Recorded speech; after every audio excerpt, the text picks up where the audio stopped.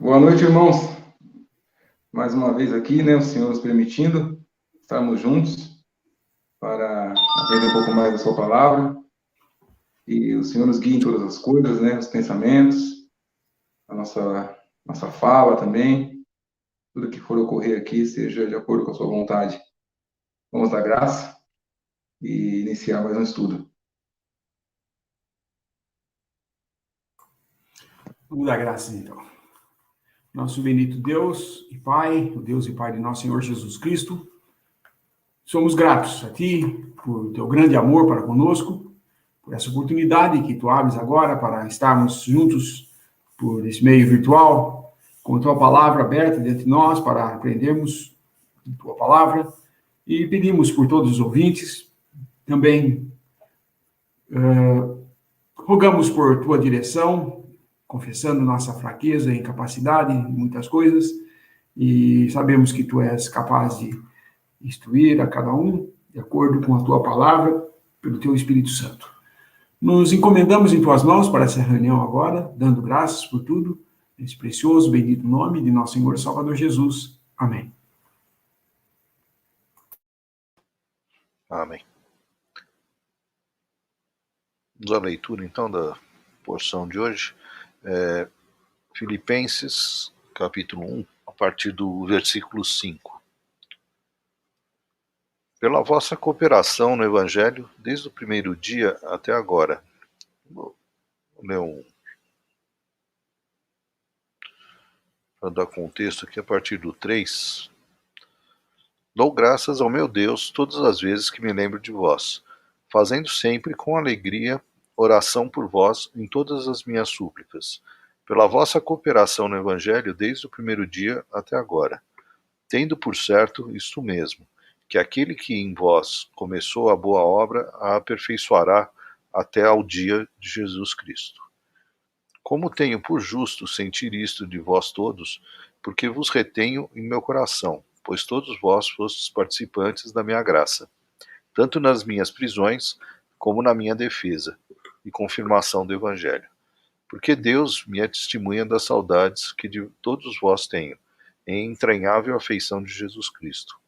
E peço isto, que a vossa caridade abunde mais e mais em ciência e em todo o conhecimento, para que aproveis as coisas excelentes, para que sejais sinceros e sem escândalo algum até ao dia de Cristo, cheios de frutos de justiça, que são por Jesus Cristo, para a glória e louvor de Deus. E quero, irmãos, que saibais que as coisas que me aconteceram contribuíram para maior proveito do Evangelho, de maneira que as minhas prisões em Cristo foram manifestas por toda a guarda pretoriana e por todos os demais lugares. E muitos dos irmãos no Senhor, tomando ânimo com as minhas prisões, ousam falar a palavra mais confiadamente, sem temor. Verdade é que também alguns pregam a Cristo por inveja e porfia, mas outros de boa mente. Uns por amor, sabendo que fui posto para a defesa do Evangelho, mas outros, na verdade, anunciam a Cristo por contenção, não puramente, julgando acrescentar aflição às minhas prisões. Mas que importa, contanto que Cristo seja anunciado de toda maneira, ou com fingimento ou em verdade. Nisto me regozijo, e me regozijarei ainda. Porque sei que disto me resultará salvação, pela vossa oração e pelo socorro do Espírito de Jesus Cristo, segundo a minha intensa expectação e esperança de que em nada serei confundido, antes, com toda a confiança, Cristo será, tanto agora como sempre, engrandecido no meu corpo, seja pela vida, seja pela morte. Porque para mim o viver é Cristo e o morrer é ganho.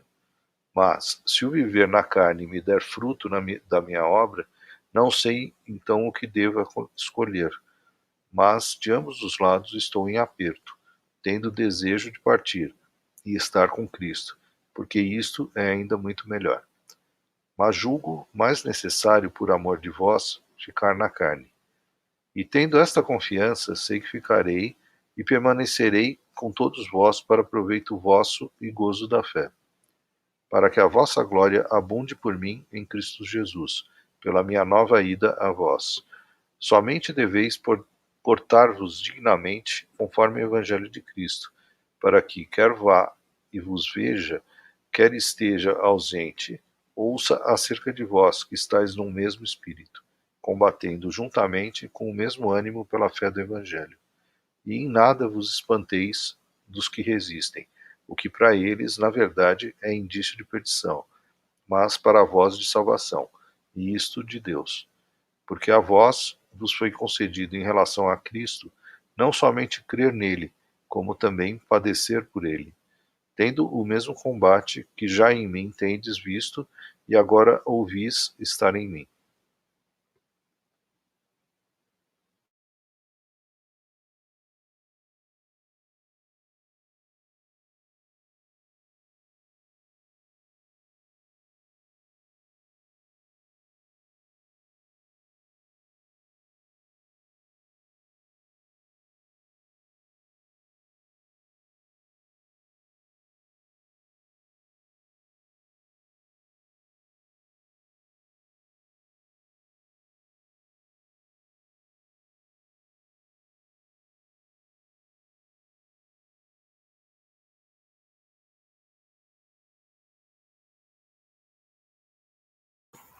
Nesse versículo 5, Paulo fala de cooperação no Evangelho, né? Aqui não é que eles tinham participação na pregação do Evangelho, eles saíam junto com Paulo, mas que eles cooperavam, muito provavelmente monetariamente, eles cooperavam com Paulo. E isso é uma coisa interessante nós aprendemos, né? Muitas vezes nós temos as nossas um trabalho, você tem as suas obrigações de trabalho e não permite que você saia viajando aí, visitando irmãos e vai aqui, vai ali e tal, o que seria uma coisa muito boa se todo mundo tivesse essa disponibilidade, mas nem todos têm. Mas aqueles que estão na linha de frente, né, aqueles que estão na obra mesmo, que saem, que se dedicam a só ir fazer isso, eles podem receber da nossa parte a cooperação no sentido de nós ajudarmos nas despesas de viagem, essas coisas, e aí nós estamos cooperando com o Evangelho. Indiretamente, nós estamos lá com ele fazendo a obra, né? Porque nós estamos dando suporte para essa obra. Isso é muito diferente do que a gente vê no mundo religioso, né? Formam-se associações, eles criam associações específicas para, por exemplo, nós vamos fazer uma obra agora, alguns chamam de ministério, outros chamam de obra, outros chamam de exercício, ou de qualquer coisa que eles, missão, a mais comum é missão, tem a missão. Nossa missão vai ser nós irmos visitar os irmãos lá da Guiana, não sei das quantas, sabe? Em qualquer lugar aí, na ilha, não sei aonde. E então começa a se coletar dinheiro, fazem campanhas e tudo mais, e aí faz-se uma associação, faz uma verdadeira empresa, onde vai ter escritório, vai ter despesa e tudo mais, e todo esse dinheiro é direcionado para especificamente fazer aquilo lá. Vai ir na ilha tal para pregar o evangelho para tal grupo de pessoas. Ou então, fazer mais simples a coisa, né?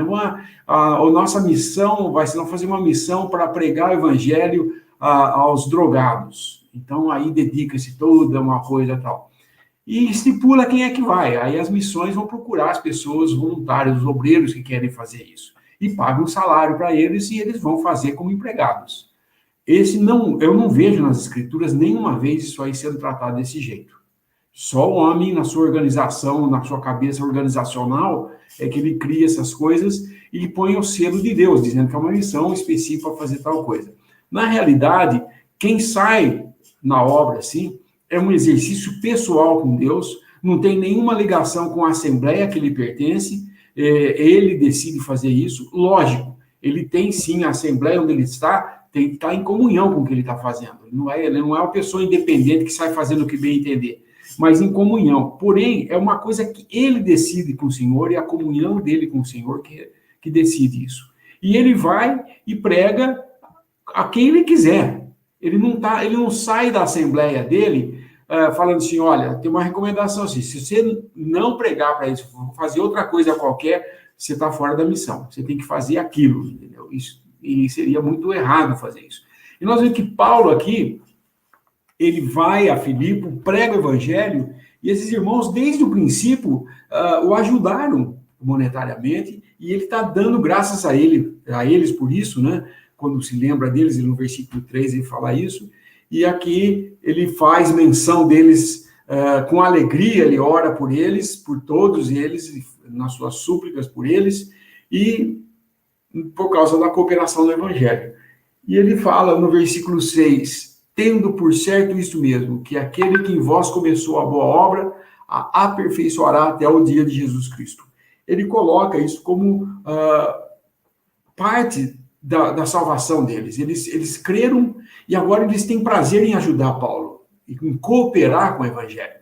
Isso deveria ser o sentimento de cada um de nós. Muitas vezes, nós, no zelo de fazer as coisas para Deus, queremos passar na frente de tudo, e às vezes nós impedimos os irmãos que querem trabalhar, porque nós temos alguns caprichozinhos nossos, que está direcionado mais ao que a gente pensa do que na realidade que a palavra fala. Se alguém tem o propósito de sair, de ajudar os irmãos com doutrina e tudo mais, precisamos tomar cuidado que a gente não seja um empecilho, antes um cooperador.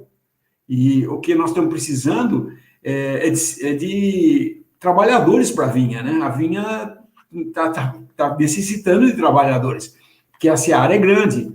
Então, nós temos que orar para que haja semeadores. Agora, quando existe aqueles que querem fazer, aparece logo oposição, que, então, talvez não deva fazer, e fica criando coisa assim.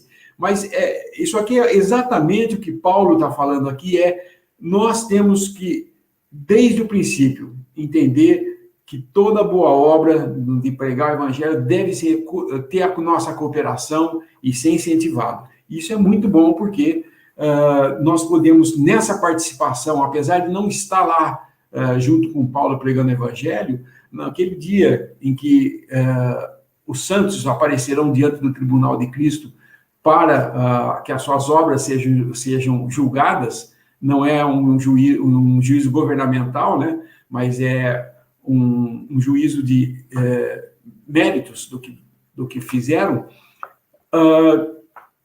Esses que cooperaram vão ter participação também nos galardões em que vão receber. Então, os galardões que Paulo recebe, os irmãos de Filipos vai ter realmente uma parte daquele galardão também, né? Porque eles colaboraram. E Paulo dá o testemunho disso e deixa nas escrituras isso patente para nós. E assim nós também, que possamos estar com a comunhão com Deus,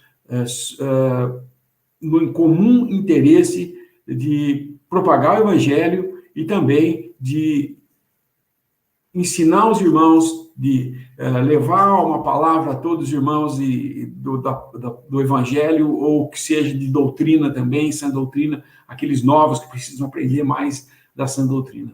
Isso é muito bom e é necessário que haja esse exercício na Assembleia para esse tipo de coisa. E não a oposição, às vezes algum vacilo, né? Uma certa incerteza e tudo mais. Servir ao irmão nessa situação, o irmão que está disposto a ir visitar, viajar, e nós temos irmãos que fazem isso, né? Vocês recebem, vira e mexe, estão recebendo visitas de irmãos dos Estados Unidos, Canadá, eles vêm, visitam, ficam um tempo, e isso é muito bom, e nós devemos pensar, nós temos que incentivar eles e agradecer que vêm, né? E vamos em frente. Aqui cooperamos, apesar de nós poder sair e visitar os irmãos em outros lugares, nós podemos ajudar aqueles que fazem isso. Só até aí.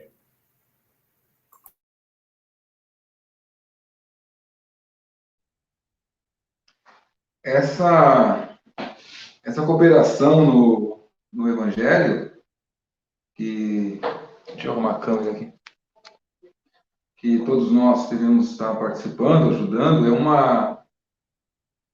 uma ação que nós temos que estar sempre vigiando, né? Como devemos fazer isso e quando devemos fazer isso. Não tem nenhuma organização, como o irmão falou, que vai gerenciar isso aí ou vai dizer como cada servo do Senhor deve agir. mas há uma dependência de Deus, né? Claro, em tudo que fazemos. E na Assembleia, nas nossas reuniões, nós sabemos que lá também existem muitos cooperadores, muitos irmãos que estão ali, né? Divinamente falando, para ajudar no andamento das coisas do Senhor e que fazem isso com muito zelo, né? Devemos olhar para esses irmãos, ainda que não podendo ajudar financeiramente, mas tendo sempre o pensamento de orar por ele, de ser um apoio, ser uma ajuda, porque o Satanás, ele é o estratagema de Satanás, né? Ele procura atingir as assembleias nas suas bases. Nós sabemos que o Senhor é a coluna de tudo, mas ele sabe quem são os servos que ali exercitam, né? E se dispõem no seu tempo, da sua vida, para agradar ao Senhor. Ele sabe que se ele conseguir chegar ali, ele vai trazer um grande problema para a Assembleia e grande tristeza também.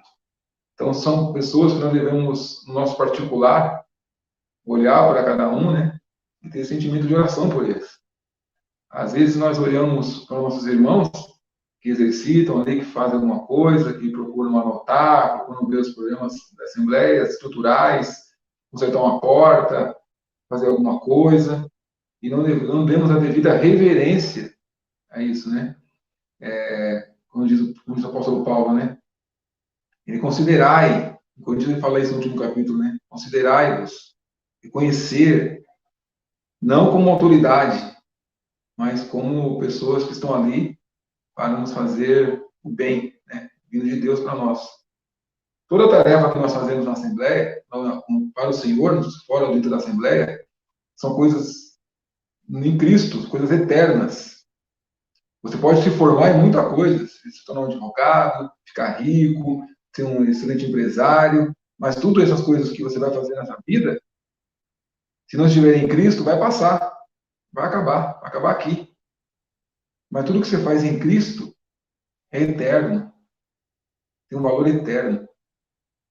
Cada palavra que você falou para o seu irmão, dirigida pelo Espírito Santo, para abençoá-lo, cada pensamento de amor, cada gesto que você fez, orando, tudo isso será lembrado por Deus. Qualquer coisa que nós fizemos, dirigidos pelo Espírito Santo, no amor de Deus, nunca será esquecido. São coisas eternas, são guardadas com Deus, né? Tem até um texto que fala isso. Tem um texto que fala sobre esses...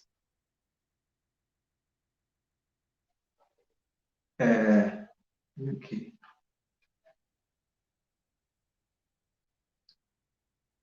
Malaquias, sabe para mim, irmão? Malaquias 3,16.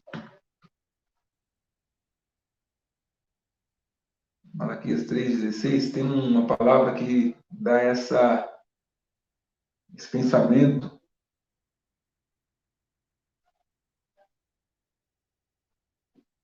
Isso. Então, aqueles que temeram ao Senhor falaram frequentemente um ao outro. O Senhor atentou e ouviu, e um memorial escrito diante dele, para os que temeram ao Senhor e para os que se lembravam do seu nome. Como se Deus tivesse um memorial, né? De cada ação nossa de vida ali, o Senhor, Ele guarda isso. Nada que fazemos no Senhor é esquecido. Nada. Assembleias no Brasil, no mundo, com 3 irmãos. 3 irmãos ali. Que expressão tem 3 irmãos, né? Numa cidade de tantos milhões, às vezes, né? Para o mundo não tem nada. O mundo, aquilo ali, são 3 pessoas que não têm uma relevância social, talvez, né? Que não tenha nenhum significado ali no sentido como alguma instituição, mas aqueles 3 que estão ali, o Senhor está no meio deles. Está no meio deles. E naquela ação que eles estão fazendo ali, são ações, são a adoração, né? A ministração da palavra, aquele momento que eles estão junto ali, são coisas eternas. que o mundo não pode dar valor para isso. O mundo não é digno disso. O mundo não é digno. Mas aqueles 3 ali, em pouco número, que a cidade nem sabe o que está acontecendo ali, estão fazendo coisas para a glória de Deus e do seu Filho, Jesus Cristo, e isso ficará para sempre na memória do Senhor. Não será esquecido. Esse é o valor da nossa fé e da nossa comunhão. Coisas eternas nós estamos aqui para fazer. Coisas que o mundo não pode apreciar. Mas o Senhor está no meio de quem se reúne, ao seu nome, verdadeiramente, né? E isso é um grande privilégio que nos deve mover o coração para olharmos com carinho, com amor para todos os irmãos e pelas assembleias do Brasil e do mundo que tem lá 2 ou 3, 10, 20, 100, seja quantos foram, todos estão ali para a eternidade. Algo muito, um princípio muito bonito de se viver, de se pensar, de se apreciar, né? Com esse sentimento, você vai conseguir evitar que os pensamentos fora dessa verdade invadam seu coração e te incentivem, muitas vezes, a falar ou ficar chateado com coisas que não valem nada perto disso. Não vale a pena você trocar um dia de chateação por coisas eternas, não é mesmo? Então, ser um cristão reunido ao nome do Senhor é um privilégio. Ser salvo já é um grande privilégio, né? Poder andar na verdade é outro grande privilégio. Não queremos dizer aqui que estamos sobre uma melhor condição que os outros irmãos, mas sabemos, né, como diz Paulo em Coríntios, sabemos e sabemos. Ele fala, acho que 3 vezes no capítulo 2 ou 3 de Coríntios. Sabemos o que fazemos e o que somos. Então, é nessa comunhão que andamos, entendendo nossa fraqueza, que não somos melhor que ninguém, mas vivendo coisas eternas, que vale a pena por ela deixarmos de lado coisas que não são do interesse do Senhor. Até aí.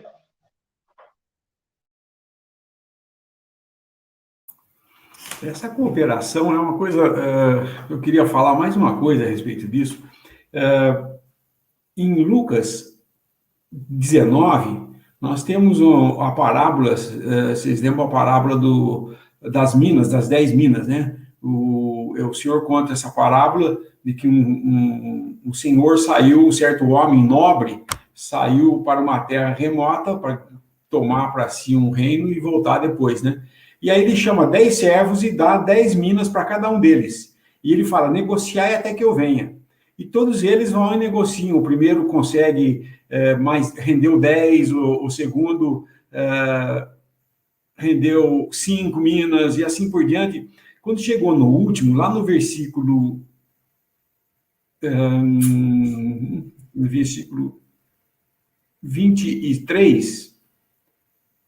22, porém, ele lhe disse, 21, porque tive medo de que és homem rigoroso, que tomas o que não puseste e cegas o que não semeaste. Porém, ele lhe disse, mau servo, pela tua boca te julgarei. Sabias que eu sou homem rigoroso, que tomo o que não pus e cego o que não semeei? Por que não meteste, pois, o meu dinheiro no banco para que eu, vindo, o exigisse com juros? Isso é interessante por quê? Primeiro que esse servo não conhecia mesmo o Senhor, falou que ele era um servo ruim. O que ele fez? Ele fez igual para todo mundo. E com todo mundo ele foi benevolente e teve lucro, ele falou, participa do lucro. Mas esse aqui, por acanhamento, por talvez não ter tempo para trabalhar, o Senhor instrui ele falando, por que não meteste, pois, o meu dinheiro no banco? Nós sabemos que naquela época não existia o banco como um sistema como agora existe, né? Essa palavra banco aqui, ela não é a mesma palavra que está lá em Filipenses de comunhão, mas é a mesma origem da palavra. Esse banco seria uma bancada. E eles faziam assim, o dinheiro era colocado nessa bancada e as pessoas usavam, e conforme eles usavam, eles pagavam pelo uso desse dinheiro. Então, você podia colocar esse dinheiro para uso e recebia desse dinheiro que você... Era que nem um investimento em banco. Essa palavra bancada ou banco é a mesa, é uma mesa de tábua, assim, uma tábua, né? Onde eles punham o dinheiro. E é a tábua que é a mesma palavra de mesa de comunhão, onde você senta para comer junto. Então, a origem dessa palavra banco é a mesma origem da palavra comunhão, você sentar numa mesa para ter comunhão junto. Se nós temos, o Senhor provê para nós para as nossas necessidades e nos delega algum talento, né, minas nas nossas mãos, se você não pode sair para trabalhar com ela para fazer render, pelo menos você pode colocar em comunhão, na comunhão no banco, para que divida com os outros. E você tenha lucro nisso daí. Não lucro para você, mas esses talentos que te foram dados foram utilizados. Porque eu não pude ir lá e trabalhar com esse dinheiro para ganhar, mas eu pus na mão de quem podia fazer isso e esse dinheiro renderia para aqueles que usassem. Não ficou guardado, escondido, como esse mau servo que escondeu o dinheiro. Ninguém usou o dinheiro, ficou parado lá. E o propósito do Senhor é que fosse usado. Assim também Ele nos dá coisas para que sejam usadas. E se nós não podemos sair para pregar o Evangelho, para visitar os irmãos, aqueles que podem fazer isso, nós podemos contribuir usando os talentos que temos para eles. E temos comunhão, como se estivesse pondo num banco esses talentos, né, essas minas, né? Isso é muito interessante a gente notar esses detalhes da palavra que é usada aqui. Em Filipenses, que eu estou citando, é Filipenses 5, né? Pela vossa cooperação ou comunhão no Evangelho. Os irmãos podem ter comunhão na obra. Prestem atenção em Atos, quando vocês leem, em muitas assembleias, que alguns irmãos saíam para fazer alguma coisa e a assembleia impunha as mãos. O que significa isso? Que saía poder da ponta do dedo dos irmãos, que punha, ungia, não é nada disso. Isso era um sinal de comunhão. Eles estavam tendo comunhão com aquilo que o irmão estava disposto a fazer. O irmão teve o seu exercício com o Senhor e agora ele ia sair para ir para uma cidade e pregar o evangelho lá. E a assembleia comungava isso com ele, impondo as mãos, falando, nós temos parte com você, vai. E tenho certeza que essa imposição de mãos também envolvia ajudar ele monetariamente para fazer isso. É muito interessante, porque aqui nós não vemos ninguém falando, tem que todo mundo dar o dízimo para poder pagar a obra, sabe, que é o que fazem, né? Eles instituem um salário que todo mundo cristão tem que dar. E não é um exercício de fé, cada um tem a mina que foi dada na sua mão, e ele vai saber o que fazer com ela. Ele vai ter que aprender o que fazer com ela, porque cada um tem que dar conta daquilo que foi dado para ele trabalhar.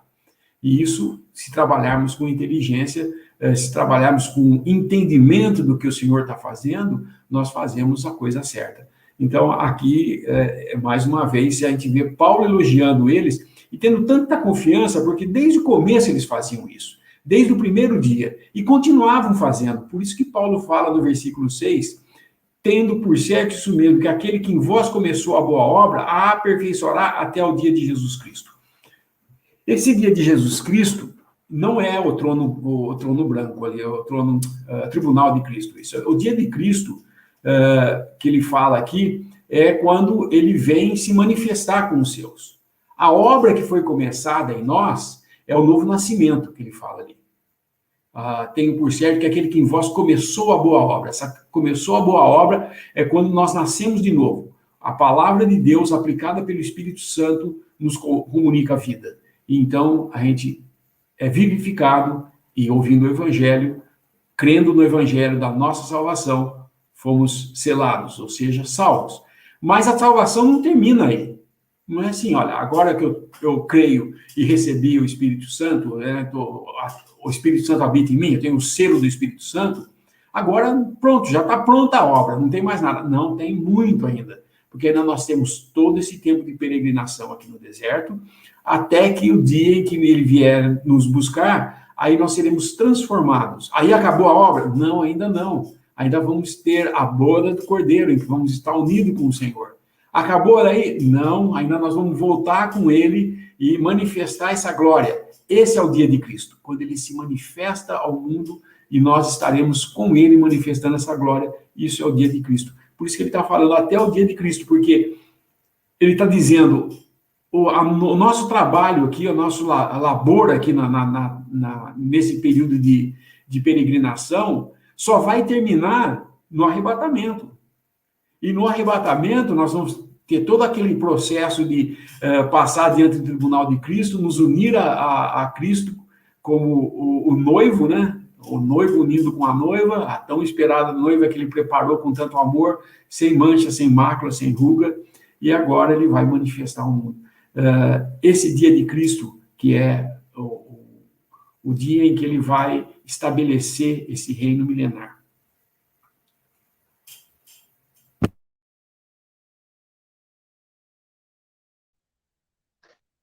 Eu me lembro conversando com um cristão sobre as contribuições, né, como devem ser feitas, e ele falava que da maneira que eu estava dizendo, não seria possível ninguém dar dinheiro, ninguém contribuir, porque o povo ficaria muito à vontade se fosse por fé.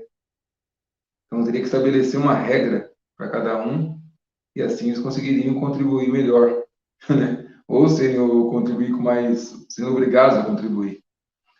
Isso já mostra a sinceridade que existe nessa ação. Quando existe uma regra, uma cobrança, né, em relação a quanto deve ser dado. Já mostra que a pessoa não entendeu o que está acontecendo ali, seja lá onde for o local. Se alguém contribui para não passar constrangimento, ou porque vai ser abençoado, ou porque fazendo algum tipo de barganha, ou para não ficar mal na fita, né, entre os irmãos, não está contribuindo com nada. Não está sendo verdadeira e não entendeu o evangelho. Isso é o mecanismo que funciona dentro da religião. Eu te prometo alguma coisa, digo que você vai ganhar, que você vai conseguir, vai abrir seu bolso, vai abrir seu coração, né?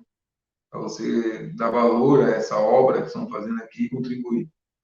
Então, não há verdade nisso. Não há verdade nisso. As contribuições que fazemos, elas, veja só, né? Separa em casa, né? Oferta, olhamos o que está acontecendo em volta, para o Senhor nos guiar, como podemos ajudar todo o trabalho que está sendo feito entre nossos irmãos. E fazemos isso com consciência, com verdade e a consciência, né? Aquilo é do Senhor. Ninguém quer ganhar nada desse mundo com isso. Nós já sabemos o que é nosso. Então, é uma ação que difere completamente do que a maioria das instituições fazem com isso, né? É a quantidade de pessoas para atrair e mostrar um templo suntuoso, né? Mostrar glória, mostrar poder e atrair as pessoas que estão buscando isso. E os filipenses vão ser seduzidos também por irmãos que querem colocar o mundo dentro deles, né? Mais para frente nós vamos ver isso. E querem enganar eles, colocando o mundo com seus pensamentos, interesses terrenos, e tirar eles do foco que Deus os chamou, que é as coisas celestiais, coisas eternas. Porque quando se fala de dinheiro, fala de posse, começa a ser essas conversas entre nós, esse tipo de coisa, já não vai estar fora, né?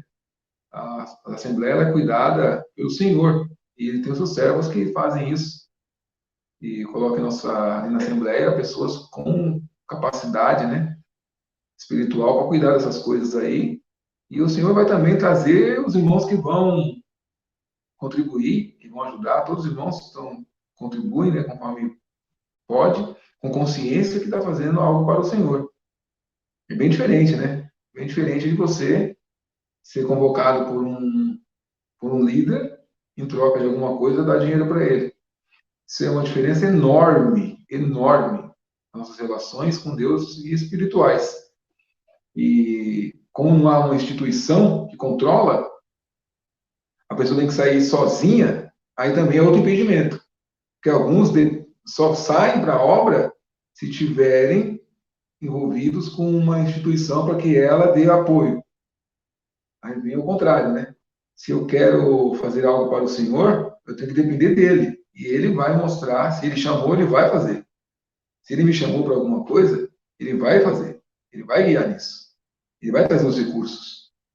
Ah, mas eu não confio, eu preciso fazer alguma coisa, e cobrar, e pedir, eu tenho porque não posso esperar que Deus faça.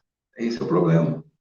Quando Deus chama alguém, ele mesmo providencia os recursos, ele mesmo guia as pessoas que vão colaborar com aquilo. É tudo feito em paz. Em paz. Não tem correria. Agora suando ali, eu tenho que ir para. Deus mandou ir para a África. Deus me chamou para ir para a África. Você tem que me ajudar. Você tem que me dar dinheiro para ir para a África. Né? Só citei a África aí, porque é muito comum. Quando eu frequentava, só dava África. Tinha uns que queriam ir para a África, né? Outros queriam ir para os Estados Unidos, para a Inglaterra, né? Um lugar melhorzinho que a... Mas só ia para a Europa os filhos dos mais abastados, né? Os mais pobres iam para a África. Mas é isso aí, né? A gente tem que entender como é nossa participação aí no ministério das coisas do Senhor, né? E se Deus chamou você para fazer alguma coisa para Ele, Ele vai dar o recurso também. Ora, e se isso for algo que o Senhor está fazendo, Ele vai começar e vai guiar todo esse trabalho, né?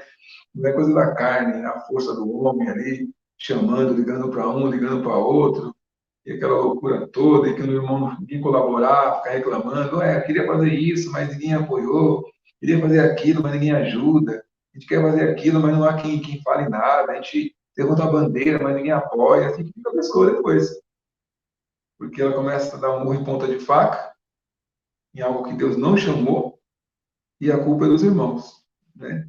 Aí não tem um probleminha com isso. Mas, como o irmão estava falando aí, os recursos o Senhor vai providenciar. Se Deus chamou, pode ter certeza.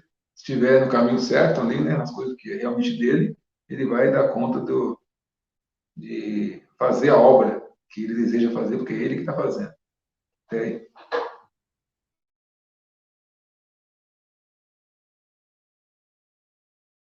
E é interessante que Paulo continua, porque o que ele falou no versículo 5, da cooperação deles no Evangelho, desde do primeiro dia até agora, no versículo 7, ele fala, assim como vocês tiveram cooperação, vocês vão ter participação também.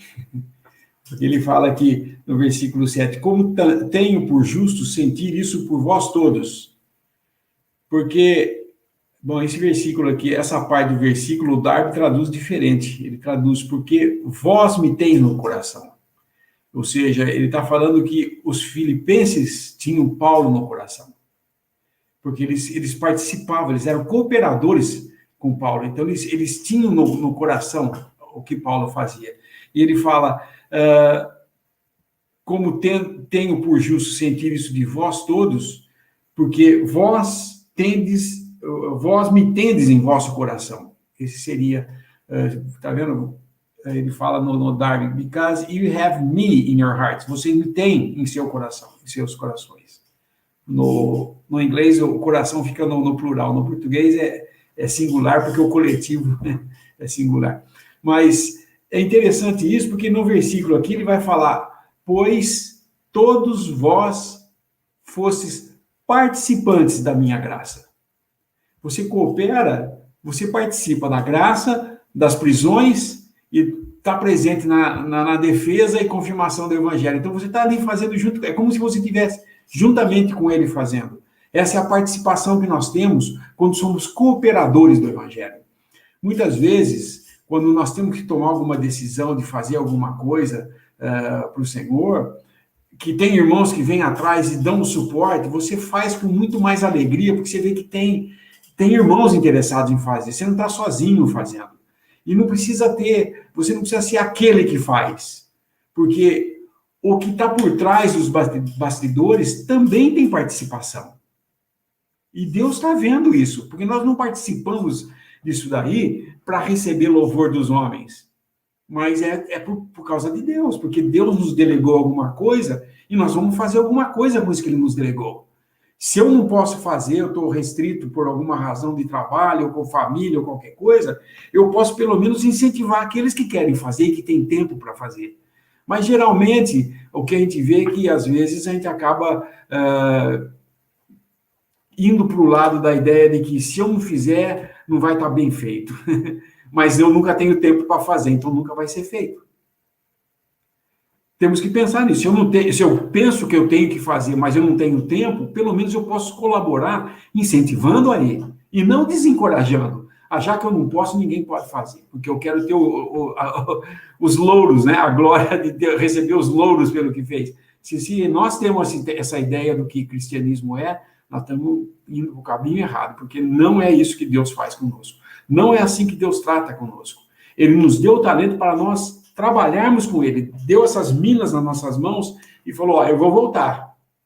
E quando eu voltar, ele vai falar, vamos ver o que você fez com o que eu te dei. O que nós fizemos?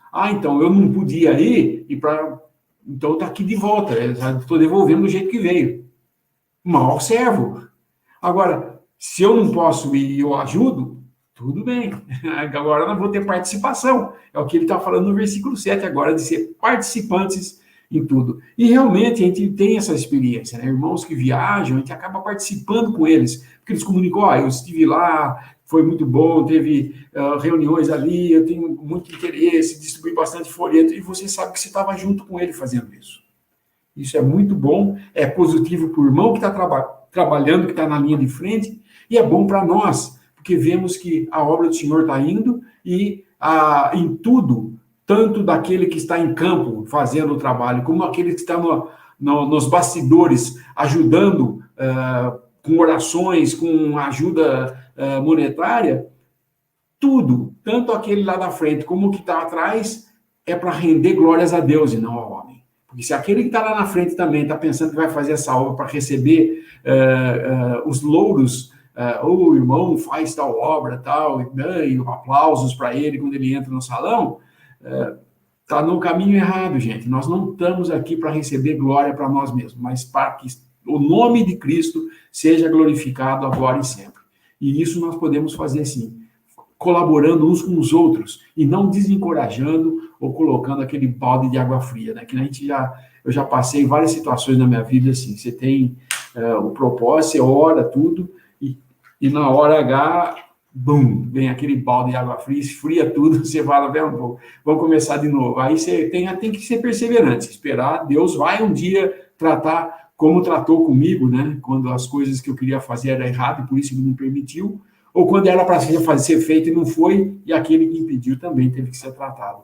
De qualquer forma, nós sempre confiar em Deus e saber que ele tem sim, ele não vai ser frustrado em nenhuma dos seus intentos, né? Nós é que vamos sair frustrados de não ter feito aquilo que nos é dado para fazer. E no versículo 8, Paulo aqui agora vai mostrar todo o carinho que ele tem e cuidado pelos irmãos. Ele fala, porque Deus, ele coloca Deus como testemunha. Você sabe o que é Paulo falando, Deus me é testemunha? Ele não está falando isso aqui, colocando o nome de Deus em vão, não. Ele está querendo dizer, olha, Deus me é testemunha das saudades de todos vós eu tenho. Ele realmente deve ter tido um tempo com esses irmãos em Filipos muito bom, porque ele orava com alegria no coração, ele retinha eles no coração, ele tinha entranháveis afeições em Cristo por eles. E esse Paulo estava preso, mas mesmo na cadeia ele sabia que aqueles pobres irmãos de Filipos, do que não tinham, tiraram dinheiro para ajudar ele lá na prisão e estavam juntamente com ele, participando nessa prisão também. Nas prisões, como ele fala aqui, né? Participantes da minha graça, tanto nas minhas prisões como na minha defesa e confirmação do evangelho. Essa é a graça do cristão, no caso de Paulo aqui, né? E peço no versículo 9 isto, que o vosso amor, a caridade, essa caridade aqui quando fala caridade nessa versão, é o sentido da palavra amor, no sentido de amor incondicional, o amor de Deus. Não é o amor de afeição natural, não é o amor familiar, é o amor verdadeiro, o amor incondicional de Deus, é o ágape. Então ele está falando que esse amor, que é um amor que é entre os irmãos e Deus e tudo mais, abunde mais e mais em ciência e todo Fica meio difícil a gente entender essa ciência e conhecimento, porque ciência e conhecimento ficam Mas eu acho que a melhor tradução para essas duas palavras seria em sabedoria e entendimento, para usar isso daí. Porque acho que o Darby que traduz, faz a melhor tradução, ele fala conhecimento e inteligência. Ou discernimento. Eu acho que a melhor palavra para inteligência é discernimento. Por quê? Conhecimento é uma coisa que você pode ter. Eu, por exemplo, sei muita coisa. Mas se ela fica aqui parada na minha cabeça, só eu sei, tudo que eu sei não tem valor nenhum, porque se eu morrer, morre comigo. Agora, se eu tenho discernimento para as coisas que eu entendo, eu aplicar elas, eu estou fazendo do meu conhecimento alguma coisa que produz fruto. Então, o que ele está falando aqui é o amor que cresce no pleno conhecimento e em todo discernimento. Ou seja, discernir como usar esse conhecimento que você tem. Porque o conhecimento sem divulgação, sem ser aplicado, é um conhecimento morto, gente. É um conhecimento morto. O que adianta eu saber toda a escritura se eu nunca abro a boca para falar para ninguém das escrituras? De que vale eu saber toda a doutrina, a sã doutrina, se eu nunca abro a boca para falar para o irmão sobre a sã doutrina? Eu não esclareço quando o irmão tem dúvida. Qual é o discernimento aí? Então é isso que tem que haver. Temos que nos exercitar em dividir bem a palavra de Deus, isso Paulo fala a Timóteo, dividir bem a palavra de Deus. Dividir a palavra de Deus é ter um conhecimento esquemático do que é a palavra de Deus, livro por livro, você saber o assunto do livro, o que vai fazer, você tem que estudar essas coisas. E não é um estudo intelectual, é estudar em perfeita comunhão com Deus, orando, lendo a palavra, e você vai entendendo conforme você vai lendo. O irmão usa essa expressão, muitas vezes, o John Campbell fala, nós devemos ler as escrituras de tal modo que nós comecemos a pensar como as escrituras. Você tem que se usar tanto, ler tanto a palavra a ponto de pensar como ela. Isso seria o modo de nós vivermos como cristãos aqui. E realmente nós precisamos estudar a palavra de Deus, porque, gente, não depende de quantos anos você está no Senhor, sempre tem alguma coisa para aprender, sempre tem alguma coisa para lembrar outra vez, para ter discernimento daquilo que você já conhece e aplicar aquilo que você já conhece. Então, Paulo aqui está tratando deles, falando do amor que ele tem, da saudade, da afeição, da entranhável. Entranhável, essa palavra entranhável é uma afeição que vem do fundo, sabe? É aquele negócio de dentro mesmo que sai, que Paulo está falando, esse entranhável, esses afetos aqui. E o versículo 9, que fala, ele pede isso a Deus. A oração dele era que o amor abundasse mais e mais no conhecimento, ou seja, na sabedoria das coisas, conhecer as coisas de Deus e no discernimento para usar essas coisas.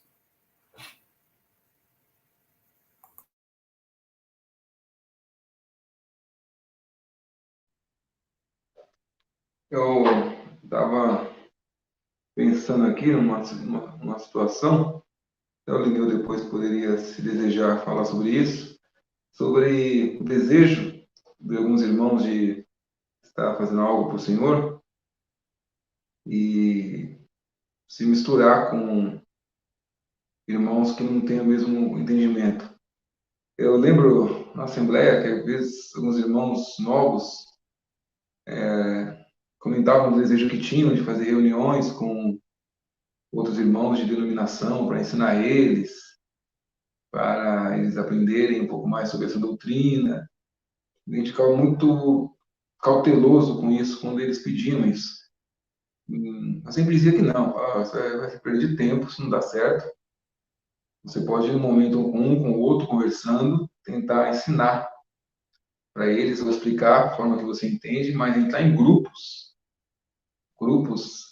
que professam outra fé, diferente conforme a Escritura, eu não sei se você vai contribuir com isso, não. Capaz de você se dependendo da sua força, capaz de você pender para o lado de lá, do que para o lado de cá. Então, o desejo de fazer a obra do Senhor é muito bom, como o irmão falou, você ter o apoio dos irmãos, né? Também para saber, conversar e saber se o que você está fazendo é realmente algo que está ali de acordo com a Escritura. Porque se envolver com grupos que têm uma doutrina, uma má doutrina, né, melhor dizendo, todos são salvos se creem no Senhor Jesus. Mas não é por isso que eu deva, juntamente com ele, associado com ele, fazer alguma coisa. Aí é até um perigo. Ainda que você não seja associado, mas fazendo junto alguma coisa com um grupo, ou até com um irmão individual, saindo com ele junto para pregar o evangelho, você vai falar que é salvação pela graça, ele vai dizer que é por obras. Né? Pode ser que haja problema ali na pregação.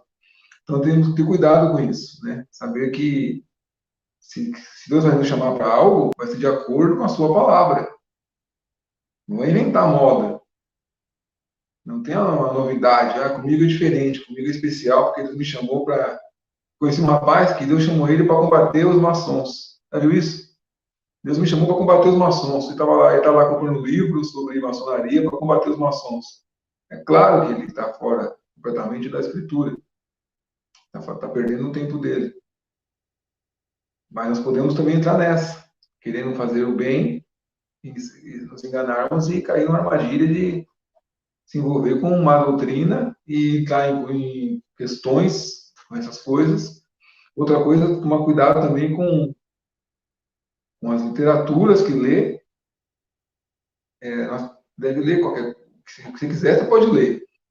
Mas tem livros filosóficos aí, humanos aí, que são um conhecimento satânico, com aparência de Deus, cheio de conhecimento aí, de história, e você começa a envolver com esse conhecimento aí, começa a aplicar isso na pregação do Evangelho.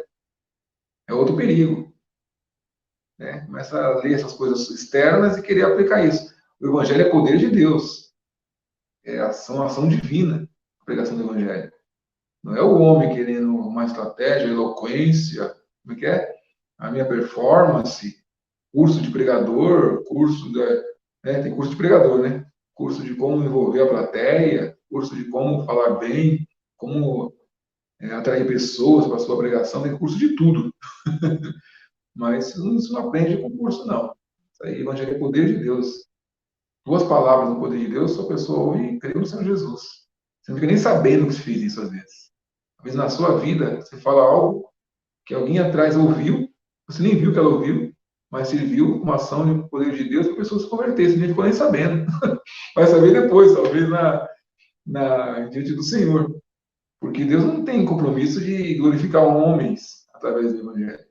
Ele usa quem Ele quer, da forma que Ele quer, e não tem nada que você queira um troféu aparecer, eu fiz, eu faço, eu sou assim. Então, o Evangelho nos tira do cenário, coloca Cristo. A fé nunca vai nos conduzir para palcos, irmãos.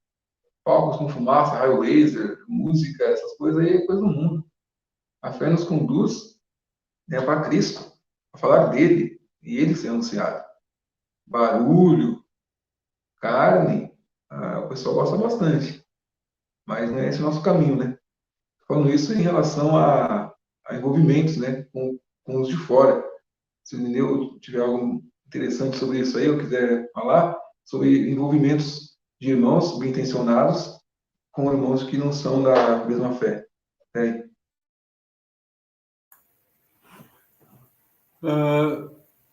Nós não convencemos ninguém a respeito da verdade. Você fazer reuniões com o propósito de discutir doutrina só serve para perverter os ouvintes. Porque se eles estão interessados em saber a verdade, você pode sentar e conversar com eles a respeito da verdade. Paulo nunca discutia as Escrituras. Ele discutia com eles sobre as Escrituras. Ele trazia, pelas Escrituras, ele tratava do assunto, ele julgava, a palavra que se usa é, Paulo disputava com eles nas Escrituras. Mas é nas Escrituras que disputava, não no conhecimento, ou em lógica, ou em coisas assim. Eu sei disso porque há muitos movimentos em universidades, em faculdades, de fazer grupos de estudo da Bíblia sem denominação, como se fosse um ecumenismo, né? Olha, não tem ligação com ele, nós só para mostrar a verdade. E ali vamos, cada um botar a sua ideia e vamos ver qual que é a melhor. Não é assim que se aprende a verdade. Todo mundo diz qual é a sua opinião disso aí, e vamos ver se a gente chega a uma conclusão. Isso é disputa humana a respeito da palavra. Nós não julgamos a palavra, nós somos julgados pela palavra. A palavra veio para nos julgar, não para ser julgada por nós. E o que se faz nessas reuniões é julgar a palavra de Deus. Cada um julga de um jeito. Eu acho que é assim, assim. Então, é muito comum nessas reuniões se ouvir esse tipo de conversa. Alguns teólogos têm essa linha de pensamento, mas eu tenho essa linha de pensamento. Mas podemos viver junto, viu, gente? Apesar da sua linha ser para lá e a minha para cá, tudo bem, tá tudo junto. Não é assim. Se eu vou sentar com alguém para falar da verdade, é pela palavra de Deus. Mas isso não vou fazer para um grupo que está claramente dizendo para mim que, nós vamos ter que colocar todo mundo as suas próprias ideias e fazer aqui uma democracia doutrinal, tá? Uma democracia de pensamentos doutrinais. Cada um, tá? E a doutrina que ganhar mais, que falar mais alto, é a que nós vamos adotar. Isso é contaminação, isso não leva a nada, e eu desaconselho qualquer jovem que queira, naquela ânsia, ele falar, mas eu tenho que ficar lá para salvar. A palavra deixa bem claro. Venham eles para vós, mas vocês não vão a eles. A palavra é aparte do mal, não é vá lá no mal tentar fazer o bem imperar lá, ou incrustar o bem no mal. Isso não acontece, porque quando o profeta fez essa pergunta, ele falou assim, por acaso, se o sacerdote carregando carne santa, esbarrar em alguma coisa contaminada, essa coisa contaminada contamina a carne? Contamina.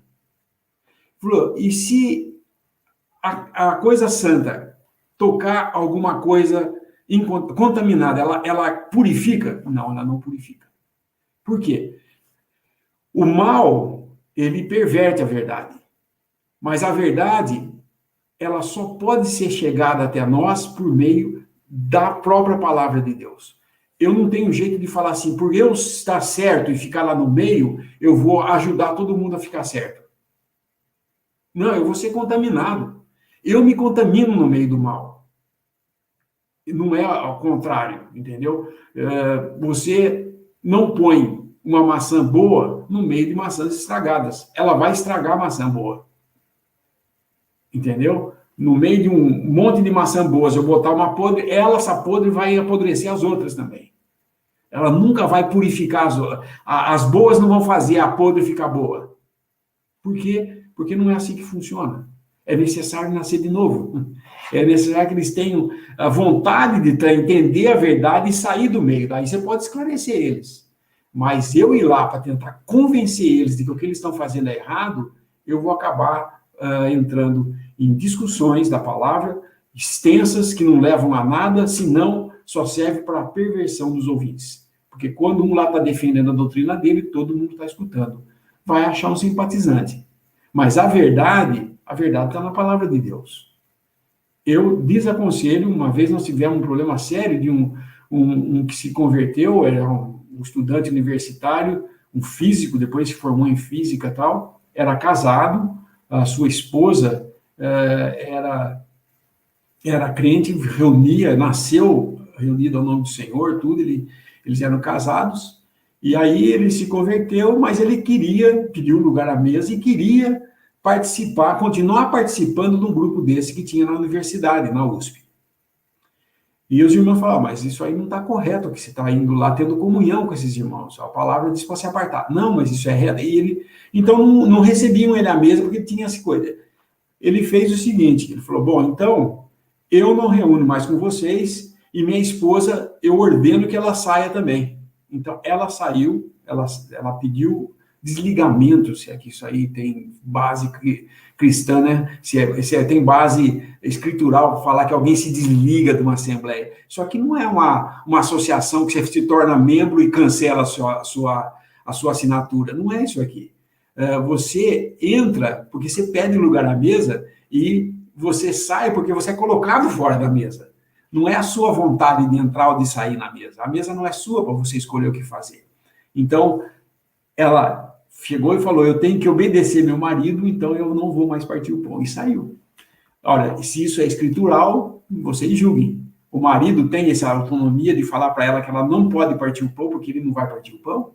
Não. Mas ele fez isso. Nesse sentido, ele fez. E era um cara tão legalista que, na verdade, ele só fala, era legalista da boca para fora. Porque bem quando ele viajava com a esposa para visitar os parentes, ele vinha com a mala cheia de muamba e vendia coisa aqui tudo por baixo do pano. Isso aí era, para mim, isso daí era sonegação de imposto. Né? E se ele fazia isso, logicamente, ele era só rígido com os outros, com ele mesmo ele era muito complacente. É o quadro de todo mundo assim. Mas eu desaconselho, ele bateu o pé que ele queria continuar e por causa disso ele não foi aceito à mesa, nunca partiu o pão conosco e ainda tirou a sua esposa da comunhão, porque ele acha que ele tinha que ficar lá convencendo as pessoas do erro. Só que ele mesmo nunca aceitou a verdade.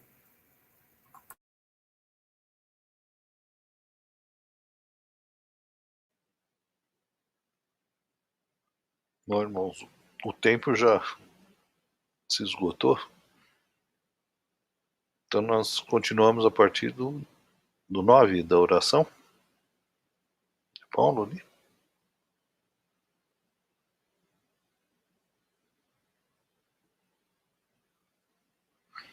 Pode ser. Hoje teve uma que ele pediu, o André Luiz, por o hino 14. Vamos.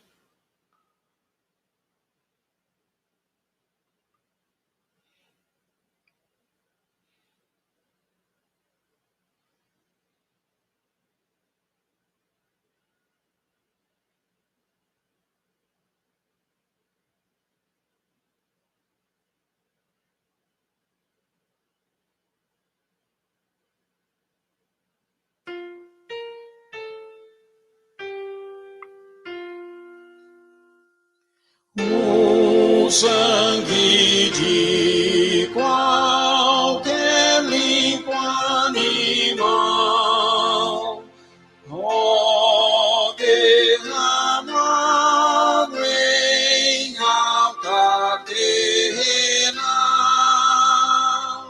a consciência imunda e sem solas,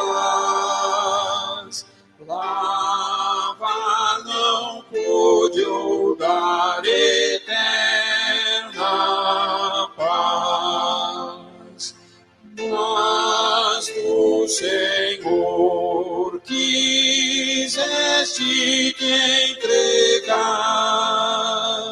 e nossa culpa toda expiar. Teu sacrifício excelso em seu poder, de sangue tão precioso traz viver. Atrás olhamos para contemplar a cada que o amor te fez levar. Quando sofreste na terrível cruz, morte maldita sem nenhuma luz, crendo nos alegramos já em ver a maldição tira de seu poder. A ti, Senhor, louvamos com fervor.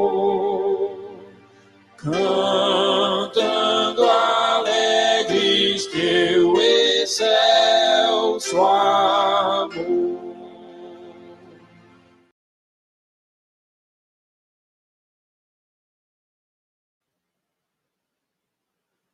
Então, irmãos, boa noite. O Senhor permitindo, domingo estaremos de volta a partir do versículo 9. Vamos dar graça para encerrar? Reinaldo, você pode dar graça, por favor, mano?